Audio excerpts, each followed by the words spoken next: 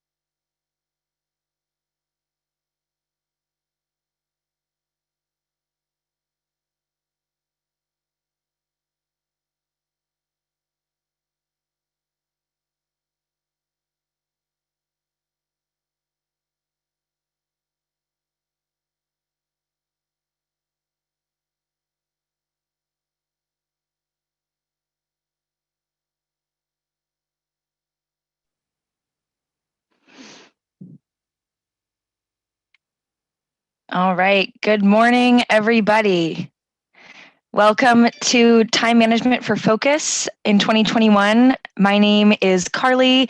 I am the Events and Community Partnerships Lead here at Learnit, and I'm really thrilled to be here with you with my colleague Marissa, who's our Events and Community Partnerships Coordinator, and the one and only David Lieberman, one of our expert facilitators and our VP of Training here at Learnit.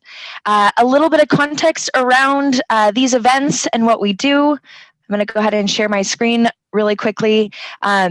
Really excited to have you all here. We have been doing these Friday sessions. We've been doing these every Friday for the last year or so in our efforts to support our community, not only our existing clients, but also our whole community all over the world. So if in the chat you can put in where you're from, we'd love to hear where you're joining us from. It's great to see some familiar faces here. So welcome back if you've been here before. I think I see Peter Paul. I see Caitlin. So thank you so much for being here. If you're new to Learnit, welcome. Just a little bit of context on us. We are a learning and development organization based in San Francisco, California. And we work with organizations and individuals to build on skills for the economy of today and the economy of tomorrow. So really the effort of these events are to support you in your growth and development, especially while we're enduring this pandemic and still working virtually. So that's a little bit about how these sessions work. Our monthly theme for January has been self-leadership. So you've seen a lot of events on ways that we can kind of work on ourselves this month and tune into our own goals in a way that's sustainable rather than just a quick resolution and then quitting. So thank you to those of you that have joined us. We have a new theme coming up for February, and I'll announce that with a little bit more context on our community platform offsite at the end of the event.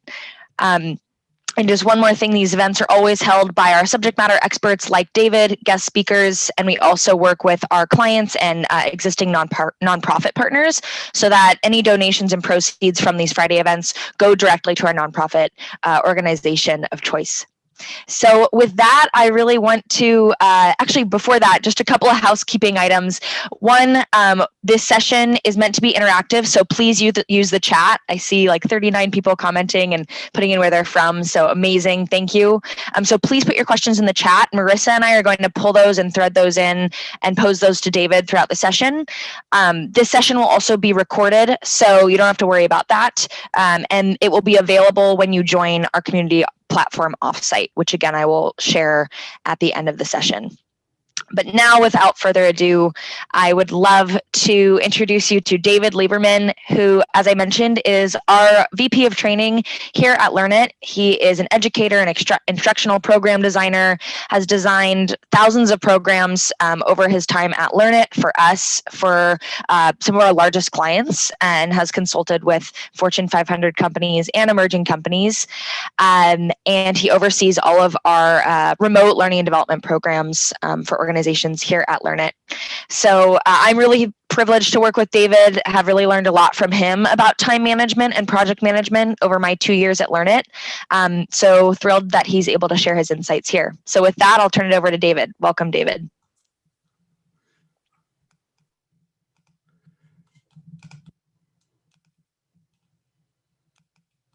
Thank you, Carly. You can introduce me anytime. I feel great, right? So tell you what, let's start right here. In the chat, give me a yes if you can relate to this. I'll list off a couple of things and just give me a yes or maybe, or that's not me at all. Let's start with this one. There's never enough time. Yes, no. How about this? You overcommit. You like to say yes to things. If people are like, oh, can you help me with this? You're like, that's naturally it's yes, right? How about this one? Things take longer than you thought they would. Over and over and over, longer than you thought. Maybe you don't have time to really focus.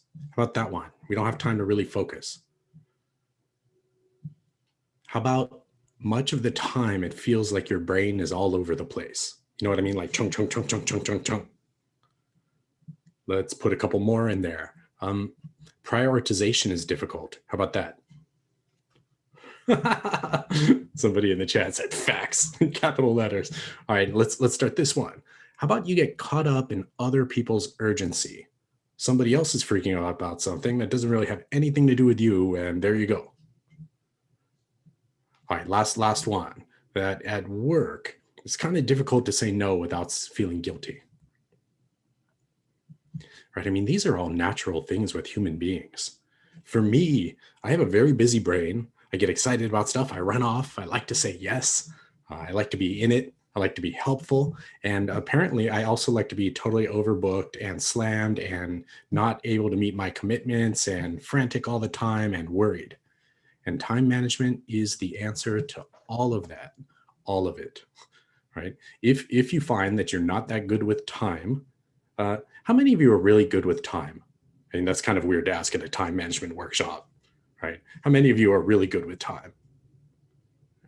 I'm not seeing all kinds of like stuff in the, okay, there's like two people say they're pretty good out of 126. Here's who's good with time naturally. Nobody, right? Time isn't normal. It's not like a regular thing for human beings. It's not like food or activity or an emotion, right? We just kind of move through time. And so to be able to manage time, what a thing, right? And so today what we'll do is kind of take a look at some of what the science says around time management. Learnit is a very science-based organization. We're not a big fan of blogs and articles. I mean, we read them. We just don't base our workshops in them, right? So we like to say, well, what did the jury journal research articles say? The journal papers, really. And then so we take what's true, and then we take another look at what the research says around actually works. So within time management, you can read books about time management, and most of those people are super nerdly into time management, right? And so they'll say, oh, there's only 12 steps to effective time management, and nobody can do that. You know what I mean? So today what we'll do is bring real world, both knowledge and insights, and then tools that you can put into place. What you might consider doing is grabbing yourself a notepad or something to write with. If you have an insight or something that you feel connect with, maybe some steps, you can write that down. We will share out the slide deck after, right? So you don't have to memorize everything. It's just writing it down has a very interesting effect, and it's something that we'll actually bring up later today as well. So feel free to grab that. If you have questions, you can hit those in the chat. Carly and Marissa will keep track of that and call those out at the appropriate times. So, let's start right here. Let's make it real. In the chat, what gets in your way? We all intend to be good at time management. So for you personally, what gets in your way? What gets in your way of good time management? Last week, a week and a half ago now, my wife brought home 2 little French bulldogs. They were going to be adopted and they were going to be separated. And we were like, we can't have that. So we already have a great big old dog. 3 dogs are tornadoing around my house nowadays. That gets in my way. How about you? What else? Look at all of this. Unexpected crisis. Aren't all of they, right? Distraction, saying yes, procrastination. Good, good, good. We're all there, right? And then we get in here and start to manage time. We've got some pretty serious barriers that we might take a look at here, right? Let's start here with neuroscience.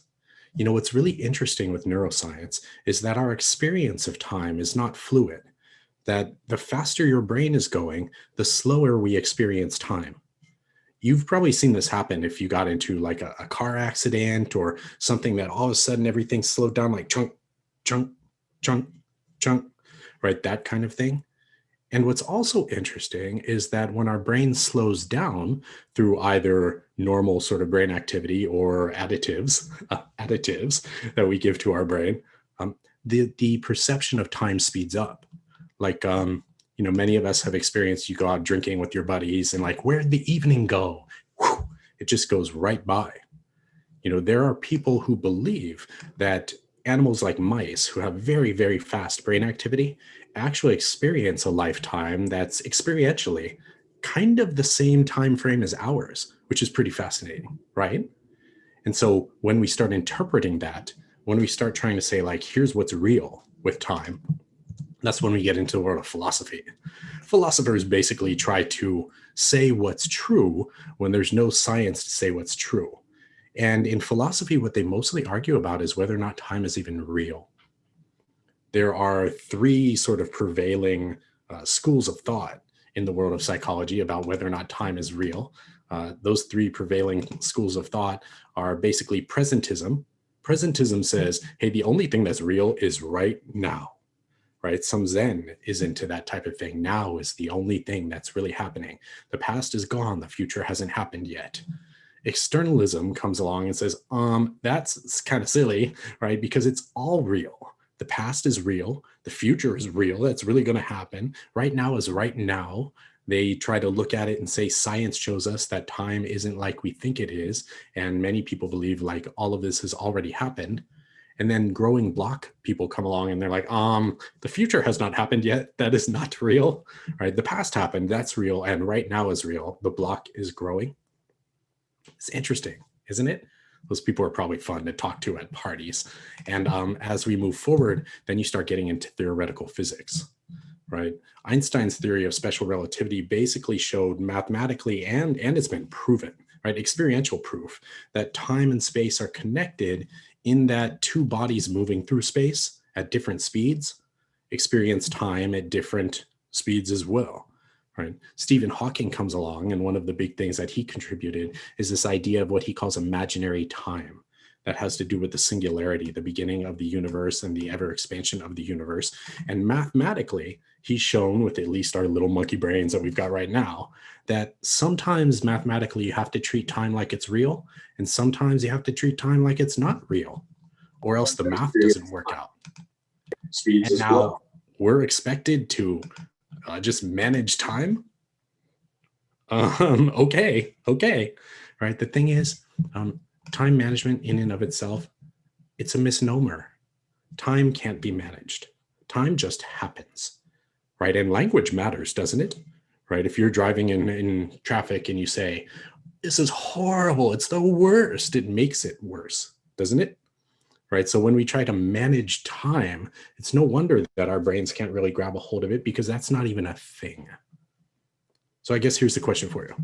If you can't manage time, if that's not within our grasp, what can we manage?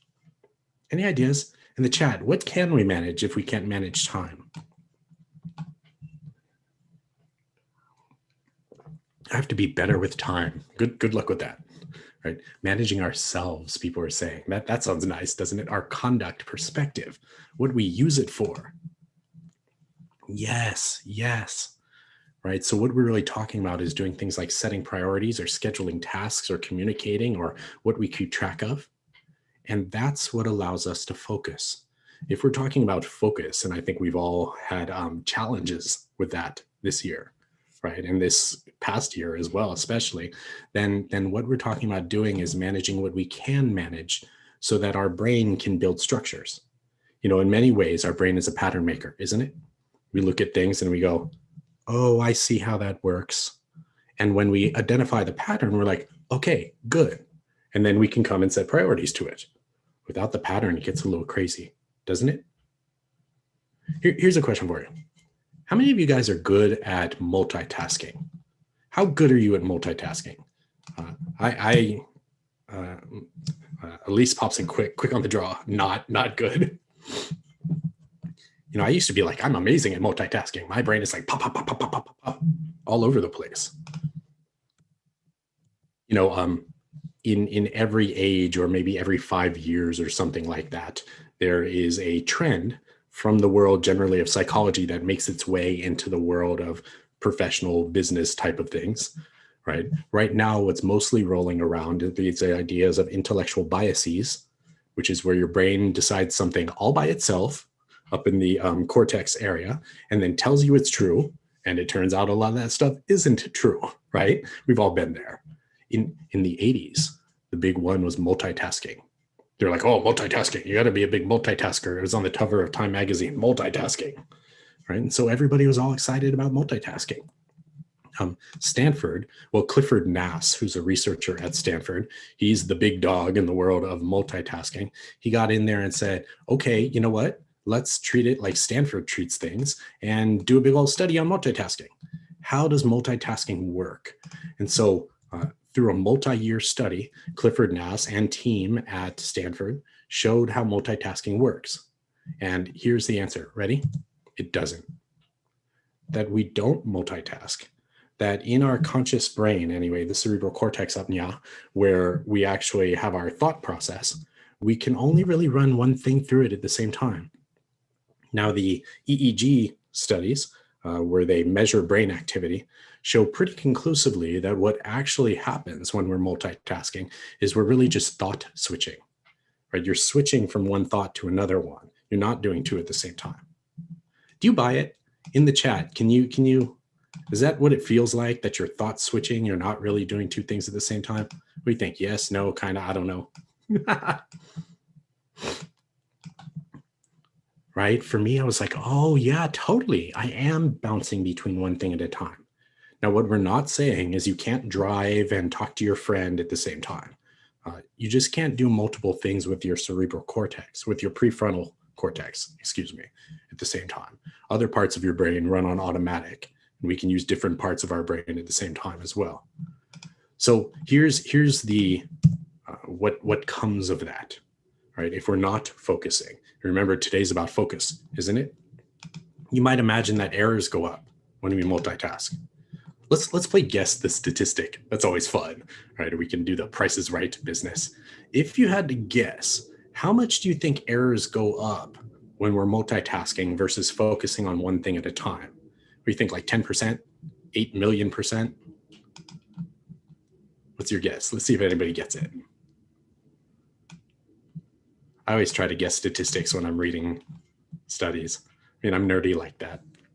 I'm usually shocked by how very wrong I am. Over and over, I'm shocked. Interesting enough, a lot of people are pretty close. It's 53%. That errors go up another half when we're bouncing around. And I think we can all kind of relate to that, can't we? The one that shocked me the most was how long that it normally takes to come back to the task. So what we're not talking about is like, you're working on something and the phone rings or the instant message goes boom, that kind of thing. Instead, and you go check it out and then you come right back. Instead, we're talking about you switch and you do something and then after a while you come back. I'm talking about the intention is to, okay, I'll come right back. Well, it's 2 hours is average before we come back. And the actual time that it takes to get things done when we switch and switch and switch and switch, it's twice as long. It's twice as long. When we're talking about focus, which is what we're talking about today, isn't it? Much of time management, really what it is allowing ourselves to not multitask by setting structures around what we're doing, right? And also setting that psychological, okay, this is okay what I'm doing, or this is even better this way. That multitasking is not great for me. McKinsey, if you're into the research, McKinsey has a international research arm. McKinsey's a consulting firm, right? So if your big organization is perhaps, buying another big organization and everybody's like, we don't know how to do this, you hire McKinsey, who sends in experts to do this type of stuff. And they have an international research arm where basically what they do is research things that there's no research about, right? For a private company, it's pretty interesting. And so they're mostly interested in executives, of course, right? That's who signs their checks. And what they found for executives, that productivity goes up quite a bit. Let's guess the statistic one more time. If there's a 53% rise in errors for normal people, how much does productivity go up for executives when they get themselves into that zone, the flow state, where they're not multitasking? Any guesses? Normal people, 53% in errors. Normal people. Executives, productivity goes up 500%. Now, it might not be like that for you if most of your job is like dealing with customer service, right? Because you're not able to really focus like that. It's pretty interesting, isn't it? And interruptions, that's where the flow killer is. That's where we interrupt. If you want to read a book, and I know you do, there's a fascinating book written by a Hungarian-American researcher with this great big long name that I always butcher. It's like Mihai Csikszentmihalyi, and it's called Flow. He is the father, or now grandfather, I guess, of the flow state, which in our normal colloquial language we call in the zone. It's one of the only places where the academic name, the flow, is cooler and more representative of what it's really like than when you're in the zone. He spent his life traveling around the world convincing people that, whoa, it's so much better when we're in the zone, that this whole multitasking thing is detrimental. It's not good for us. It's pretty neat, right? Carly, any questions popping up in the chat that we might address? We just had a clarification for the name of the book. It's Flow. Is that right? I can put a link to it. FLOW, Flow. Right. Awesome. We had 1.2, David, come up around how social media kind of plays a role in disrupting flow or just managing time. So maybe one question for you is how do we kind of manage maybe it's just silencing notifications, but any tips for social media, since that's a big distraction for a lot of us, especially with remote work. Yeah, remote work, social media, we have so many more like little nagging interruptions on our brain than we used to, don't we? The psychologist of today, his name's Daniel Kahneman. Every age has a famous psychologist, and that's the psychologist of today, Daniel Kahneman. He, along with his partners, no longer with us, pioneered that idea of intellectual biases. And he also pioneered the process of getting yourself out of them. So when your brain is telling you, do this, do this, do this, or think this, think this, think this, and you're like, whoa, that is not serving me. The way through is the first step. You're already there. That's not serving me, right? I recognize it. Whoa, I'm doing that, and it's not good for me. The second step is to develop a step-by-step process and practice that. It's interesting when you practice it enough, what it does somehow is replace that bias in your brain. So your brain no longer automatically jumps to that. Instead, it jumps to the process, right? And so the process of time management and the process of keeping myself the heck off of Instagram or whatever is what's most important. So what that might mean to you is when I sit down at my desk, I turn off notifications and turn over my phone. Or whatever is the answer, really, as long as it's a step-by-step process that you then practice to put into place. It's interesting, isn't it? And I promise I didn't pay Carly to ask that question because it plugs into what we're doing today. Time management is a process. David, we have one more quick question. Please. What do you say about the entrepreneur? He is an executive, salesman, marketing man, and just a jack of all trades. How should they manage their focus? Yeah. Hey, more power to you. In fact, a lot of power to you, all the power to you. You are the entrepreneur. The thing is sometimes we do what we have to do, right? So what we're certainly not doing today is shaking our finger and saying, hey, don't do what you need to do, right? We're all constrained by this is our role.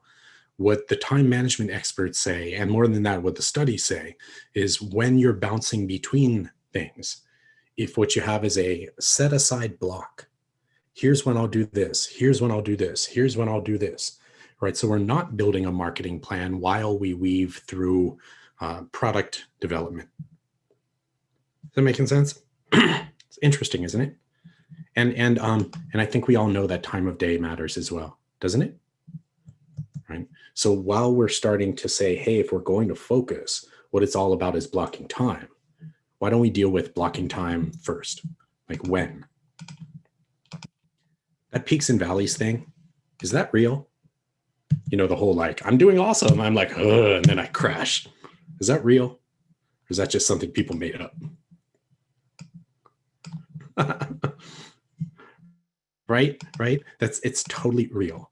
Chronobiology is what they call it. You're dang it, the words aren't coming out. All of that college money. It's ultradian rhythms is what it's called. And that's the cycle of how we move through energy levels up and down and back and forth. They tend to go in about 90-minute segments is the average, the mathematical mean. 2 hours, 2 hours and 15 minutes is generally a standard deviation away. So that's absolutely normal as well. Right? So here's the question for you. If you had to guess, when do you think is the most energetic, most brain working, best for decision times during the day?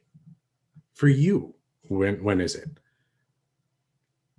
Right. What's interesting is there is a pretty strong statistical lean, and then there are people who are like, nope, I'm all the way opposite that. Statistically, it's in the morning. Right. Generally, about an hour and a half or so after you get up is generally where it is. They think it's because of serotonin. Serotonin is a neurotransmitter, and when it's in there and your brain is firing, it's basically the feel-good neurotransmitter. You're like, everything's cool, I'm getting along, fear is greatly reduced, and you're feeling pretty mellow, right?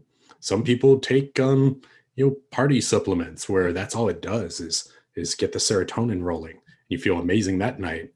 Next day, awful, right? So when we're up in the morning, during the evening, we're producing serotonin, but we're not using it. And so when you wake up, you're serotonin rich. And so fear is reduced and your brain works well, and we tend to make better decisions, right? So if that's going to come into a thing, how much of our time do we spend really focusing on something important in the morning? I don't know about you. I get into work, I check email, all of a sudden 45 minutes is gone, right? Then maybe I deal with this and deal with that, all the little fires inside of email. That's the prime thinking time. Also, the unprime thinking time, the absolute unprime thinking time, is for most people late in the afternoon. Don't you love it when people focus and set incredibly important meetings at 3:30? You're like, oh, my brain doesn't work. Nobody's brain works at that point. And so if we're talking about time management for focus, so let's start there, that the time does matter, the time that we're actually deciding, hey, we're going to focus right here. Making the sense? Good. Any questions popping up around it?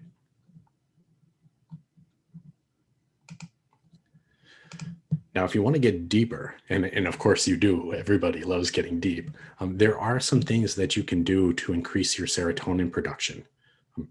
Most of us have heard of like tryptophan, like when you go to Thanksgiving and you eat turkey and you get tryptophan and now you're sleepy. Turns out that's not what tryptophan does at all. Tryptophan is a precursor to serotonin. When your body has a lot of tryptophan rolling around in it, your body starts producing serotonin at an elevated rate. And so research has shown pretty conclusively that what you eat for breakfast makes a big difference about how your body starts producing serotonin early in the morning. First off, eating right away makes a difference. I know you don't probably wake up and want to like jump on it, right? What the research shows is that when you eat a high protein breakfast, within 30 minutes of waking up, that your body starts serotonin production way faster than it normally would. Most of us get that first crash around 11. Yeah. You get an hour and a half of more serotonin rolling through your body when you eat a high protein breakfast within 30 minutes of waking up. Now, high protein means like eggs or whey or like whatever type of protein you get, but not traditional breakfast foods like oatmeal and grains and that sort of business. That tends to do the opposite. You eat a bunch of bread and you're like, ugh. You're like, but my morning toast. Sorry, I mean, you do what you want. We're into freedom here at Learnit, and it's pretty fascinating, though, isn't it? Good. David, we do have, and we can save these for the end too, but we did have kind of two good questions around, one around tips to avoid the afternoon slump, and then two, what are your thoughts? Adita has a good one around, what are your thoughts around the late night owl personalities that, tend to like to work and spend a lot of time working at night? Yeah. We have, let's hit that one first, the late night one, and then we'll come back to the other one, which you'll probably have to remind me of because of my little brain, right? Those cycles go about every 90 minutes. And it's not like everybody is a morning person. I know some people who wake up in the morning and like, they look like the Walking Dead for the first half hour, right? And so we're not trying to say that all human beings are the same. We're all weirdly different. And if you're a night owl, then go for it. It's what the real point here is let's focus the brain heavy, focus heavy things in times that are good for you to focus. As human beings, we tend to put them in times that are available in our calendar, right? So instead of that, what we do is decide what goes in our calendar and when, and maybe gently have a conversation about, wow, 3:30 is not the best time for my brain. Is there any way we can get this going maybe the next day in the morning or something? If people are like, nope, that's it, then, reality pops up, right?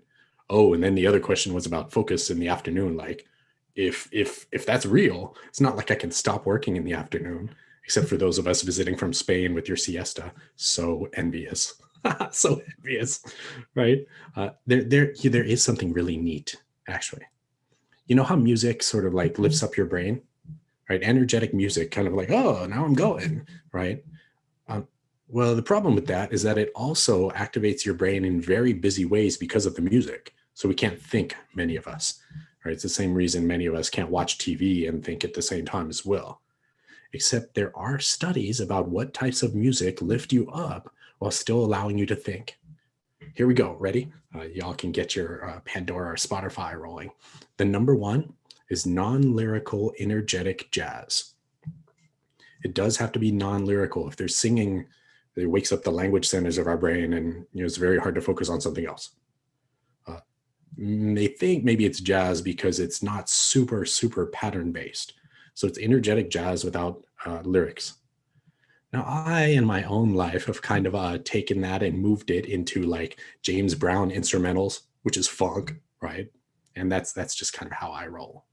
Right? Try this afternoon. Maybe set a reminder for yourself to get some energetic jazz going in the afternoon. Really works. Whew. Anything else popping up in there, Carly? We have, let me see. We had a couple popping through, so I'm pulling back up my notes. The other one, David, was how do we avoid the afternoon slump? And we had someone also offer taking a quick nap or doing something like that to just kind of address that like post-lunch kind of fatigue that I think a lot of us feel. Yeah. The real answer is ready? You can't. That's human beings. Right now, you can do things to reduce it. It's just that we all do go through those sort of cycles. So you can exercise at the appropriate times and eat just the right foods and sleep enough at night and all of that business. And you're still going to have times where you're like, whoa, my brain is less than it was a minute ago. What we're really trying to do here is like raise that average, right? The big three really are exercise, get enough sleep, and what you eat. The what you eat part is about high protein and less in, like, basically less in carbs, like grains and bread and wheat and tortillas, everything that's delicious, basically. Great. Okie dokes. So if what we're talking about is focus, and what focus really takes is basically setting, I'm going to do this at this time, and I'm going to do this at this time. Time management in a lot of ways is calendar management. Our workshops, if you come and take one of our workshops, they're hands-on, they're very conversationally based, right? And so we unpack all of this and figure out how we can really do this. Sometimes if your organization uses Outlook, we say, okay, let's do this with Outlook, and we learn all these little cool tricks that we can use. In a lot of ways, like after the mindset of time management, of, hey, the more that we can structure our day, the more we can focus during our day. It gives us that safety, right? After that, it all becomes calendar focus. And so let's hit some of that. For me, this was the biggest one. Hey, how many hours a day do you think you spend in email? Average? If you had to guess. I'll tell you the US average. I find it varies widely through, different jobs. Some people are like, all of the hours is how I spend in email. 3, 2 popping up. We got an 8. Yeah. I think Liz, you're in the lead there with 8. Interesting enough, if you use Microsoft Office anyway, we also do all kinds of software business, and the people who train in that come along and tell me all these cool tricks. And here's one. If you go to office.com, there's all kinds of statistics about you.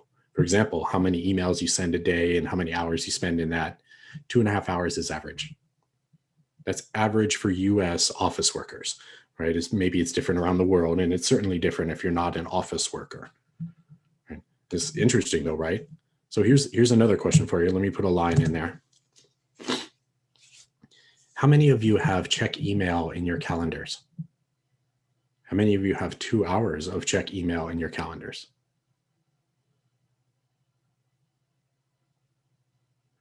Let's see here. Let's see.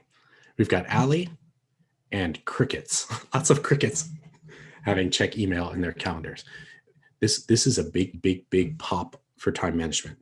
There are things that you're going to do every single day. You're going to check email. You're going to eat. And some of us do a working lunch at our desk and we still have to go get it. You know what I mean? There are things that are non-negotiables. Let me pop something up on the screen for you all here.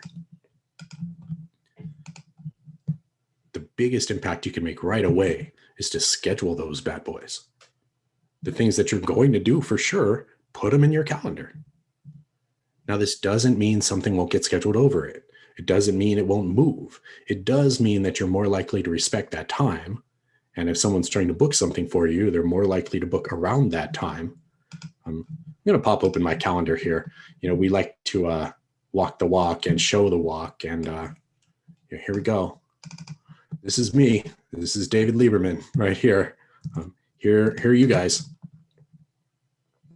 You see, well, we've scheduled over my planning email time, right? And I've got more time in the afternoon and I've got time at lunch. And you notice that pops in every day. We've got lunch and things like that. I look pretty busy, don't I? You know what? Because I am. That's why. And if email and lunch weren't in my calendar, do you think I'd still have time to do email and lunch? I would actually. It'd just be I'd be working until 7:30 at night every night to do it because I have to check email. Making sense? If you take one thing, it's set yourself a recurring task for email or lunch or something like that moving forward. Neat, isn't it? Now, of course, it gets a little bit deeper. Any questions about any of that stuff? We'll hit one more thing and then roll it back. JP says, think about how Elon Musk's calendar looks. For real. Go look up online. I forget where I saw it, but it's a map of Elon Musk's travel, right? Him flying all over the world. It's like almost every day he flies to another city somewhere in the world. It's fascinating. Right? Okay, so if really what we're doing is scheduling, then the first thing we schedule is non-negotiables. Now, in our longer workshops. Most of these workshops are 2 hours and they're hands-on, right? We get into, okay, well, how about the rest of our stuff? Right? Here, let me give you a really quick primer on the rest of how scheduling works. You've got weekly scheduling and you've got daily scheduling. Weekly scheduling, you get the non-negotiables in, and then you get the big rocks in there. You get the big things in your life. What are 1 or 2 things that I can schedule to help move my life forward? At work, these are usually projects. At home, these are things that you're into that you never have time for. You know what I mean? Social psychology says that we all set roles for ourselves. Well, it's role theory in social psychology, that we set roles for ourselves. And then if we're not moving those roles forward a little bit, we can become dissatisfied as human beings, which is maybe why you know some people who have amazing lives and they're always like, it's that they're not moving some of their important roles forward. Right? For me, I like adventure. I find at home now with 3 dogs and 16-year-old and all the other business that if I don't schedule myself time to get out and ride around on an electric skateboard around the neighborhood, sometimes I don't do it. It feels super weird scheduling that time. It's just when I do schedule it and I do it, I feel so much better. Weekly scheduling, non-negotiables, and little things to move your life forward. Maybe half an hour. It doesn't have to be anything big. By the way, the trick is to get it in what they call near far future. So that means look far enough out so you're like, I can do that. You know, for me, that's like 3 weeks, but it's still far enough out so that I know what I'm talking about when it rolls up.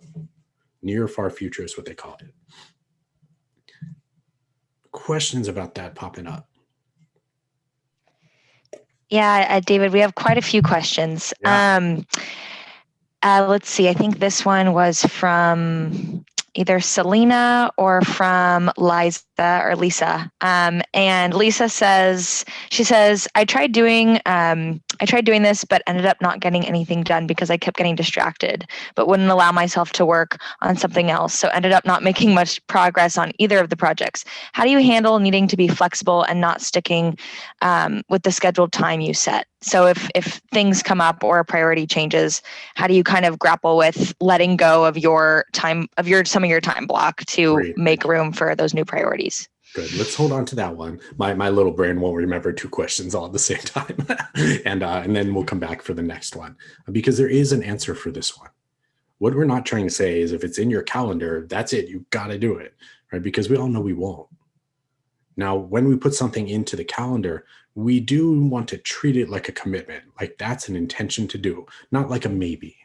If it's, I don't know, maybe, then you know, you're not going to do any of that stuff. If we treat it like an intention to do, that's a commitment, then we do it. Or something comes up and we're like, dang, I can't do it. Now, this is the important part. When that comes up, instead of just letting that task blow by, we kick it down the road, communicate to the people that matter, the stakeholders, and then go do whatever we needed to do, right? So here's a big time management thing here. Never, ever, ever let a task blow by. People you've committed to will be like, what is going on? You know, you'll lose trust and you'll never see that task ever again. Instead, you kick it down the road. That's what they call it, kicking it down the road. So you go, I will do that next week on Thursday. If there are stakeholders in my work who are waiting for that, I say, hey, something came up and I had to move this to next week at Thursday at 3:00. Right? It doesn't need to be a great big long explanation. Then I go do whatever. There are things that I've kicked down the road like 7 or 8 times. I know I would have never done it. And I end up doing it because it keeps rolling up and sooner or later I do. Thank you for asking. And Carly, you said you had another one? Yeah, a couple around calendaring, and then I just wanted to get to 1 or 2 other good ones that I think are relevant to specifically now. One is, how do you time manage? And I think this speaks to maybe interruptions with those calendar blocks with working from home and having children around because of the lockdown. How do you kind of address the life things that are happening with being specific to working from home? Yeah. So in the world of like time management psychology, they say, look, if you're super, super like structured or try to stick to that, like if you're really resistant to changes, you're going to have a bad time. And I think we all get that, right? So especially working from home And when our whole world is changing around us, things are going to interrupt us. Our goal was just to lessen the occurrence of that, to make it our non-standard way of doing things instead of the standard way of doing things. Right? For sure, sometime during my day, today, I'll be in the middle of something and something crazy will happen. The dogs will be like trying to kill each other or something, and I'll have to get up and go fix that up. It's just as long as that's not my normal way of doing things, you're allowing yourself to get into that flow where it feels so much better. Now, after a while, if we notice that, hey, this keeps happening, stopping and addressing it and trying to figure something out, great. I have one of those like, the 1940s on air radio lights that they have that says on air outside. I bought one of those and stuck it to my door. I can turn it on through my phone. It's really cool. Right. So right now it's on outside. This is something that I did to lessen the interruptions that happen while I'm actually on camera. Right. So the short answer really is don't sweat it. It's going to happen. It's about intention. And if something keeps happening, then you try to figure something out and otherwise move forward. Great. I know we don't have too much time, so let's put a daily planning routine on it. And then if you want to hang out and ask questions or ask questions about how Learnit works, or buy a whole program from us, we're open to that conversation as well, right? Then fantastic. So remember, what we're talking about is focus. And focus really means setting edges, and setting edges during times that we're strong with focus. And so if you're setting edges once a week for here's where I'll check email and here's where I'll eat lunch, it's nice if you can make it reoccurring. If your schedule flexes, then you flex the planning as well, as long as it's in your calendar. On a daily basis, here's the long and short of it. Generally, what people do is best recommendation is you sit down and you go through your email first, right? Now, some people, they say, I don't do that first. I focus on a project that I'm working on first so my brain can work. I think that's fabulous. That's not how I do it. Just I can't bring myself to do it, right? You go through email. What you don't do is answer or deal with all the email. You just go through it. If you go through it, now you know what the landscape is. You can tell if there's any emergencies. You don't get wrapped up in one thing when there's something more important. And you know what the asks of the day are. After you go through your email, you make a list of priority tasks to do today. That can be a list of tasks and then you prioritize. What's most important is you've got a list and the list has priority. The number one reason that people who make lists, I know there are a bunch of you who are, I'm a list maker. The number one reason that those things don't get done is that priority isn't assigned, right? If you assign a priority, then you do that stuff. And in the world of time management, the priority things are the things you put in your calendar first. I don't mean it goes first like 9:30 a.m. I mean, you find a time for that first, blam, so the priority things get done. Some people say, well, then the lower priority things don't ever get done. That's right, they don't. You don't waste your time on low priority things. Now, sooner or later, low priority things become a high priority and then you do it, right? And we've all experienced spending a ton of time on low priority and no time in high priority. So if you like to write down steps, and I know you do, here's the research-supported, most useful way that people actually do, right? So what that means is that it works the best among the tools that people actually will use, because nobody uses those 15 steps. Step one is check email. And by that, what I really mean is go through the email, not answer it all. Step two is make a list of things you have to do, right? Now it's informed by email as well. Step three is you prioritize that, right? So you say, this is what's important. That's what's important here, out of here. And then based on that, you get that into your calendar. You get that into your calendar, right? Based on the priority. This is what I do every day. Statistically, that habit building thing, it's not about like time. That's a great big myth. Only 28 days to form a habit. It's not true at all. It's about how many times that you try it in a near time frame. And for putting this process into place, the average is 3 weeks. So if you find that you try it and then it doesn't work, and you try it and it doesn't work, you generally want to give yourself about 3 weeks. Right? I'm sure it took me longer because of the way my brain is. Neat, isn't it? Okay, so to roll the whole thing up, that focus really is because your brain is all over the place. That reducing the likelihood of you multitasking all day long is where focus comes from. The only way you can do that is by setting aside, here's when I'll do this, and here's when I'll do this, and here's when I'll do this. Right? Of course, life will still happen. And if we can focus the high energy things at high energy times of the day, then fantastic. If you're saying, well, what do I put in my calendar? Let's get the things you're going to do for sure in your calendar for sure, right? Let's treat it like it's real. And every day we recheck the things that we need to do, prioritize them, and get the priority things in the calendar first. And all of a sudden you start having people say like, how do you get so much done, David Lieberman? How do you get so much done? And every time I'm like, thank you, time management. Thank you, time management. It also allows me to not work crazy hours because I can look at my calendar and say, I do have time to help you for that. Next week, Thursday at 3:30. They say, next week. And I go, yep, next week. And if I have to shuffle around, I shuffle around. It's pretty cool, isn't it? Is it worth 3 weeks of practice? I guess that's the question. Out of today, is it worth 3 weeks of practice? What do you think? Yes, no, 8 out of 10, kinda.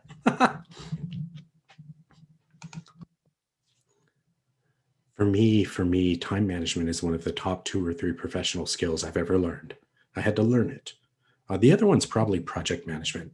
Somebody being able to say like, here, take care of this. And you're like, dang, that's big. And then you approach it step by step by step and get it done. Ooh, if you get the chance to take a project management workshop from a reputable school,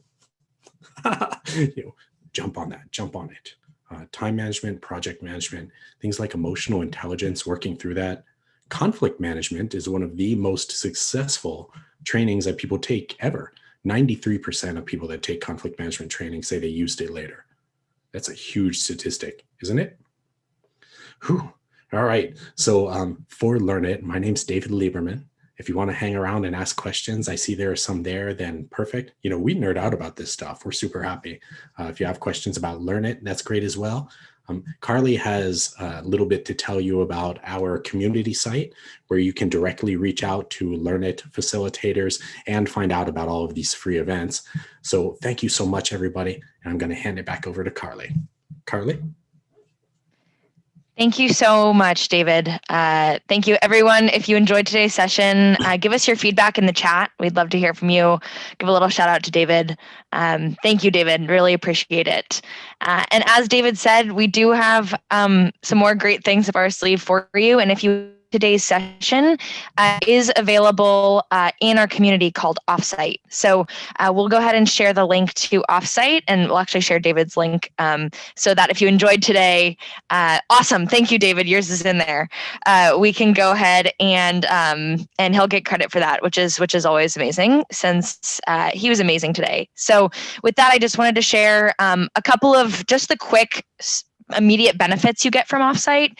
The first is access to today's recording, which is available there. There's live instructor help in Offsite. So our promise to our community and everyone in Offsite is that your questions that you post in Offsite will be answered within 48 hours. So I know all of you had some amazing questions today that we did not get to. I made a running list, so I'm going to capture those, but please resurface those and message them to Marissa and I in Offsite, or you can post them in the discovery section, and our team will get back to you. David is an Offsite, and our other full-time team of instructors are in there and interacting with members. So really encourage you to go there to ask your questions, to find more events.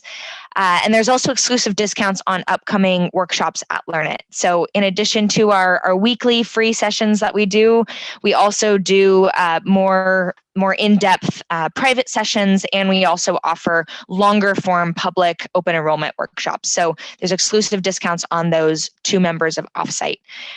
So again, please use David's link. You can find it right there, or you can go directly to offsitebylearnit.com. And our monthly theme, I want to thank everybody that came to the past events in January.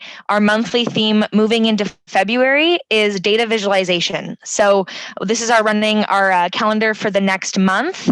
Again, these events are all available for you to RSVP from and live stream directly and offsite.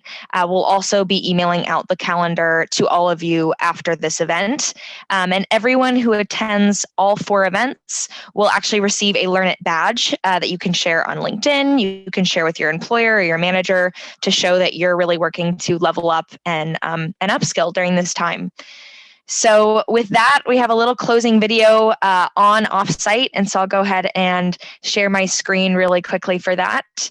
If you have any last questions, you can kind of use this time to think of those as I pull up our video. And then David and I will stick around in the chat to answer those. Hello, and welcome to Offsite by Learnit. I'm Carly, Community Lead. Offsite is a new online community dedicated to fostering the principles, skills, and connections needed to thrive in the new normal. It's a place you can go to reconnect with your professional goals and aspirations and find answers by collaborating with a group of intelligent people from all over the world. And now, more than ever, with the crisis affecting everyone in some way, we are all looking for safe, inclusive spaces to connect with each other, to learn new things about the topics that matter most, and to grow together personally and professionally. So whether you are working on your own personal growth, working with technology, working with others, or leading people in teams, Offsite can help. Offsite is organized by topic. So if you're looking for career advice, insights on business, free workshops, or a good book on leadership, it's all on Offsite. And in the spirit of community, we are looking to you to help us shape this platform. We encourage you to engage with your peers and instructors, share your thoughts, and ask questions. The more you put into it, the more you get out of it. We are so excited to be launching this online community, and we can't wait to see you here.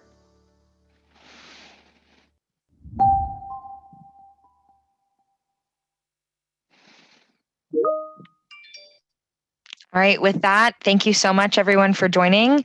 We'll be here for the next 5 minutes.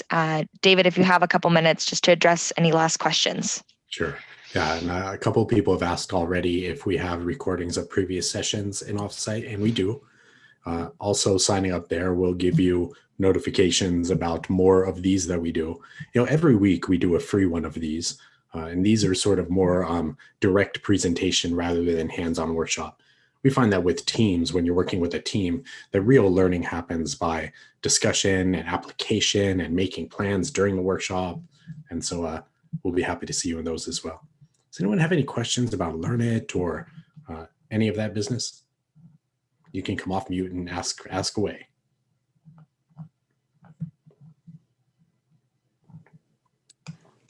Hi, thank you.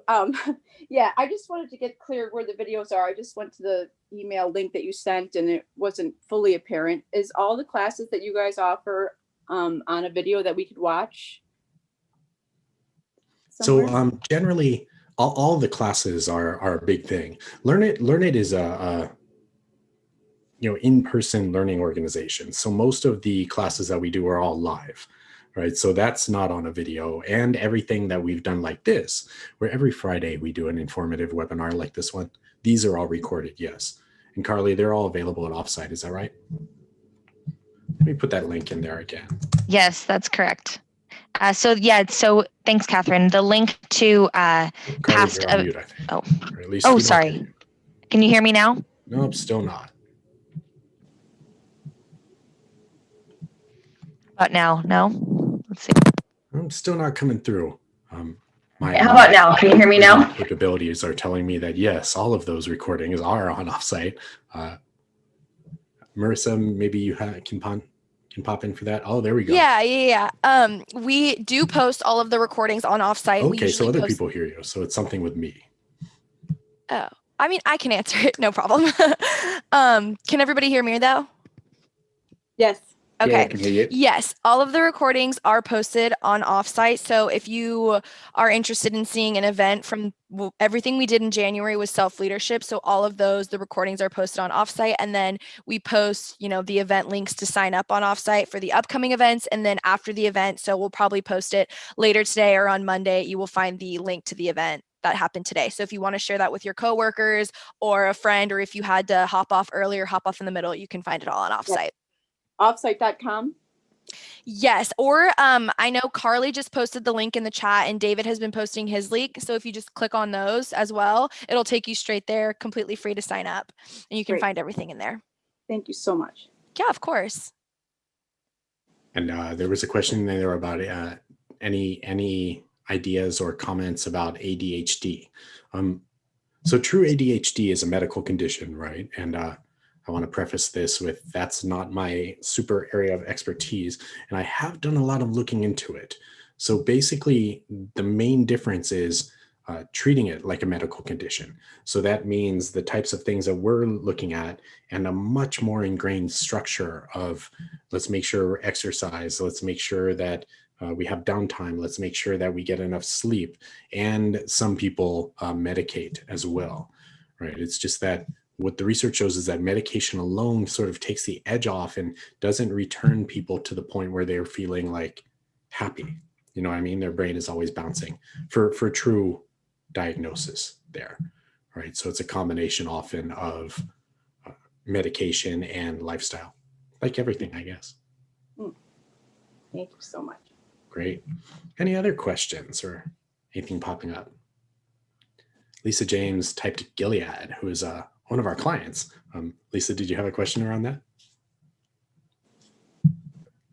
No question. I just wanted to pay big compliments to Learnit. I've been participating in Learnit's classes for many, many, many years, and seeing you guys grow quite a bit. We have excellent instructors on our campus. Just wanted to put in a good word. That's all. Thank you. Thank you. Thank you. Thank you for this class. It was terrific. Oh, you're welcome. Beautiful way to Very start. informative. Thank you. Well, it looks like we're running low on questions. Now's your chance, folks. You can unmute and go away. Go for it. Hi, David. Hi, Carly. I do have just a couple of quick questions. So I found this information on the eBrite website, but I have now signed up on your offsite. So is it better to register for the next class that's in February? I think it's the 19th and the 12th through your website, or go back through eBrite? Yeah, the website will send you to Eventbrite anyway. Okay. Right. So Thank either you. one is the real answer. Okay, thank you. Yeah, and awesome. Thanks, David and Daniela too. Once you're in offsite, if you go to events, the link is to Eventbrite, and then at the point that the event starts in offsite, you can also live stream the event. So if you're in offsite, you don't necessarily have to register in Eventbrite. You can just live stream it through the community platform offsite as well. So yeah, hope that helps. Yes, thank you. Great questions. Thanks, everybody. All right, I think we'll wrap it up here, and we really look forward to seeing you all soon, hopefully next week, and offsite. Glad to hear, Lisa, you signed up as well. So thank you again, David. Thank you, Marissa, and thank you to all of you for being here. Have a great